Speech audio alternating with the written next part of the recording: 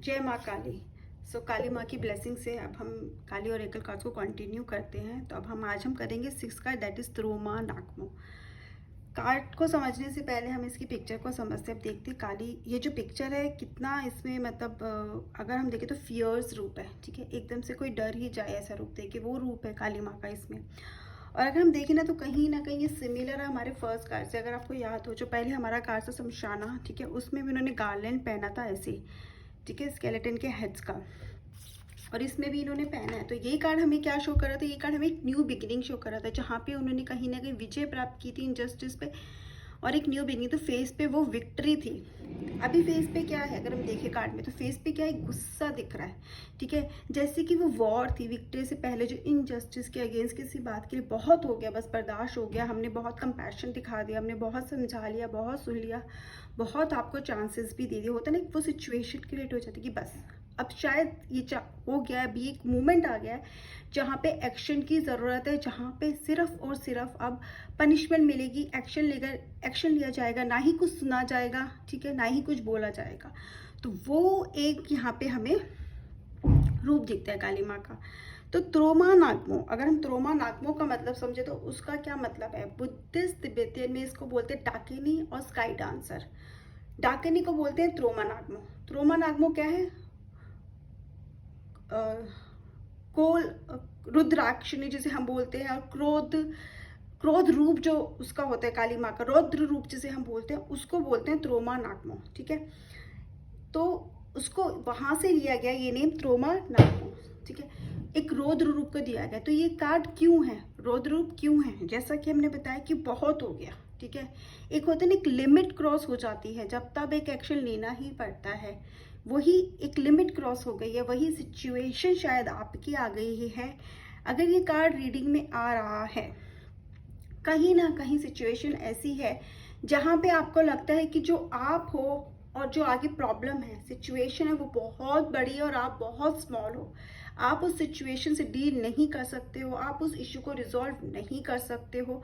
आप या तो उतने बिग नहीं हो, आप में वो कैपेबिलिटी नहीं है, आप में वो हिम्मत नहीं है, आप बहुत लिमिटेड हो, या लिमिटेशन है आपकी कि आप कर ही नहीं सकते हो। बट ये कार्ड रीडिंग में आया है, इसका मतलब क्या है? कार्ड आपको बेसिकली मैसेज क्या दे रहा है? कोई मैजिक तो होगा नहीं ना कि ऐसे चुटकी बजाई और सारी प्रॉब्लम्स खत्म हो गई। एक्शन क्या होता है कि कुछ ना कुछ तो हमें ही करना पड़ेगा ना, ताकि हम उस प्रॉब्लम को फेस कर पाए, उस प्रॉब्लम से बाहर आ पाए। लेकिन ये कार्ड तो कुछ ना कुछ मैसेज दे ही रहा है हमें। वो हमें दे रहा है फेस योर फियर्स। जैसे मैंने आपको बोला था, जैसे हम ये कार्ड देखते हैं ना, कितना रौद्र रूप है, ठीक है, शायद हम डर भी जाएं, लेकिन कौन ज्यादा डरेगा इस रूप को देख के? वही इंसान ना जो गलत होगा। इनजस्टिस के अगेंस्ट की लड़ाई है, तो जो गलत है वो तो खड़ा ही नहीं हो पाएगा, लेकिन जो मानता है, जो होपफुल है, जो सही है, सच के साथ है, और जो हो सकता है उसने कोई गलती करी है या उस अपनी लिमिटेशंस की वजह से प्रॉब्लम फेस करे, लेकिन वो क्या करेगा? वो शायद थोड़ा घबरा जाएगा, लेकिन वो फेस करेगा। तो ये कार्ड भी आपको ये बोले कि फेस योर फियर्स, अपने डर को फेस करो, भागो मत। जितना आप भागोगे उतना वो आपके पीछे पीछे आएगा। अपनी लिमिटेशंस को क्रॉस करो, अपने आप को लिमिट मत करो, ठीक है, और अपनी कंडीशनिंग से बाहर आओ, अपने अटैचमेंट से बाहर आओ। तो जहां आपको डर को फेस करना पड़ेगा, आपको कुछ ऐसा तो करना पड़ेगा जो आपको लगता है आप नहीं कर पाओगे, लेकिन आप जब करोगे तो आपको पता चलेगा कि वो करे बिना आपकी इस प्रॉब्लम का सॉल्यूशन भी नहीं है। अगेन अब लगेगा हम करेंगे कैसे जब हम कर ही नहीं पाएंगे। ये कार्ड आपको साफ साफ बोल रहे हैं कि उस डिवाइन पावर का, उस काली माँ का साथ आपके पास है, साथ, और वो भी इस रूप का साथ आपके पास है। जब ये रूप आपके साथ देता है ना, तो आपको किसी भी मुश्किल से हाथ पकड़ के निकालता है। वो हाथ आपको दिखता नहीं है, लेकिन वो हमेशा आपके साथ रहता है। और ना इस रूप को तिब्बत में प्रैक्टिस भी किया जाता है एज अ छोड़ करके, ठीक है। छोड़ का मतलब होता है कटिंग थ्रू, CHOD वर्ड है, बुक में पढ़ोगे तो, जो गाइड बुक है इसके साथ, उसका मतलब कटिंग थ्रू। कटिंग थ्रू क्या? किसको कट करके हमें आगे निकलना है? हमें अपनी फियर्स को काट के आगे निकलना है, हमें अपनी कंडीशनिंग को, हमारे शायद हमें ऐसा लगता है अगर हम ये करेंगे, नहीं हम तो ऐसा कर ही नहीं सकते, बहुत गलत है, या ये तो बहुत ज़्यादा, ये ऐसे हम अच्छे लोग हैं, या हम ऐसा काम क्यों कर रहे हैं। लेकिन कभी कभी वो स्टेप लेना पड़ता है, कभी कभी हमें रूड होना पड़ता है, कभी कभी हमें गलत बोलना पड़ता है। इसका मतलब ये नहीं हम गलत नहीं है, अपने लिमिटेशंस को काटना है, अपने अटैचमेंट्स को काटना है। हम अटैचमेंट की वजह से भी सफ़र करते हैं। क्यों? क्योंकि हम बहुत प्यार करते हैं किसी को, हम बहुत ज़्यादा अटैच हो जाते हैं, तो हम उनके अगेंस्ट नहीं जा पाते, जबकि हमें पता है कि वो गलत है। ऐसा नहीं है। अटैचमेंट का मतलब क्या होता है कि हाँ, आप पर्सन के साथ हो, पर्सन को सपोर्ट करो, लेकिन उसकी गलती में उसको गलत भी बोलो, वहाँ पे उतना अटैचमेंट होना चाहिए।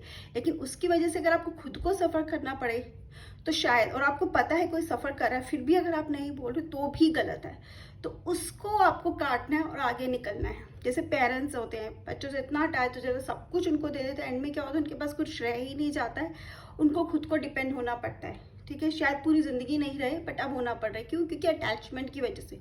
तो वो अटैचमेंट होना ही नहीं है। अगेन ये कार्ड बार बार आपको यही बोल रहा है, फेस योर फियर। ठीक है, लिमिट्स को अपनी बढ़ाओ। ठीक है, मतलब बेसिकली खुद को लिमिटेड मत रखो, आगे बढ़ो। लिमिटेशंस को खुद को बाउंड मत करने दो। ऑब्वियसली जर्नी आसान नहीं होगी। ठीक है, कहीं से भी नहीं लगता कि आपकी जर्नी आसान होगी या बहुत इजीली आप कर लोगे, नहीं, बहुत प्रॉब्लम्स आएंगी। ठीक है, केओटिक सिचुएशन हो जाएगी, ऐसे लगेगा कि सब कुछ कि ना थिंग्स फॉलिंग अपार्ट, सब कुछ ऐसे लगेगा बिखर गया। टावर का कार्ड याद है? राइडर वेट में टावर का कार्ड है, उसमें क्या होता है एग्जैक्टली इससे मैच नहीं करता, लेकिन एक मैसेज तो वो भी होता है ना कि उसमें हमें दिखता है कि सब कुछ बिखर गया, कुछ ऐसा हमें पता लग रहा है, कुछ ऐसा हमारे साथ हो कि सब कुछ बिखर जाता है। लेकिन यहाँ पे तो हमें कुछ ऐसा करना पड़ेगा जिससे थिंग्स विल फॉल अपार्ट, लेकिन वो होना भी ज़रूरी है क्योंकि उसका बेस स्ट्रांग नहीं था, इसलिए वो बिल्डिंग गिर गई। यहाँ पे भी कहीं ना कहीं हमारे ही, और ये प्रॉब्लम क्यों आई बेसिकली, ये तो मैंने आपको बताया नहीं प्रॉब्लम आई क्यों। प्रॉब्लम कहीं ना कहीं हमारी वजह से ही आई है। हमने खुद को लिमिट रखा, हमने कभी आगे जाके वो एक्शन नहीं लिए, हमारी कंडीशनिंग की वजह से वो प्रॉब्लम बढ़ती चली गई। ठीक है, हमारी सोच, कंडीशनिंग मतलब हमारी एक सोच या फिर हमारे अटैचमेंट्स की वजह से वो प्रॉब्लम आज हम फेस कर रहे हैं। हमारे खुद के कर्मा भी हो सकता है। मैं ये नहीं बोल रही आपने कोई गलत कर्मा किया है, लेकिन कोई ना कुछ ना कुछ हमने ऐसा ज़रूर किया होता है जिसकी वजह से हम वो फेस कर रहे हैं। हो सकता है अभी कुछ ना किया हो, ठीक है, इस जन्म में ना किया हो, पिछले जन्म का भी कोई कर्मा होता है जो हमें फेस करना पड़ रहा है।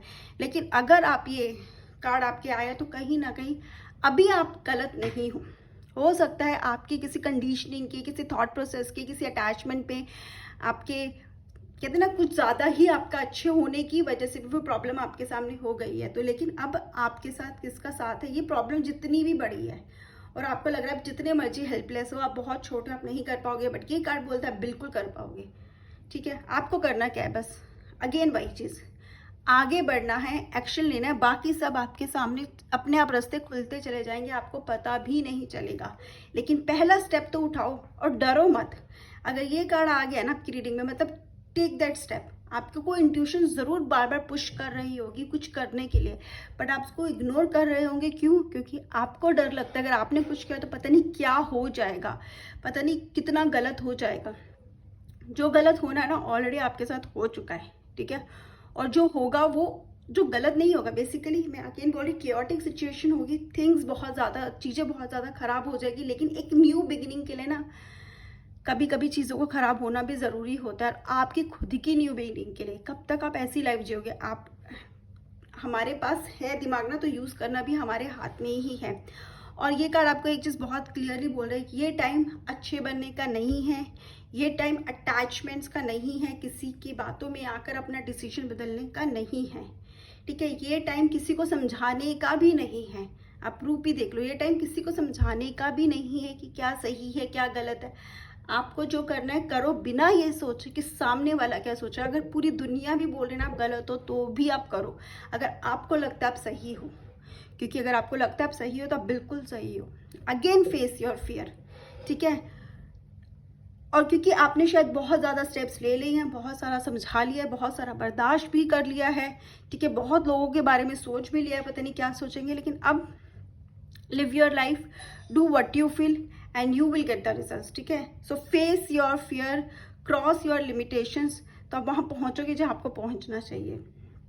ये मुझे समझ में आया, आपको क्या समझ में आया प्लीज़ कमेंट सेक्शन में बताना।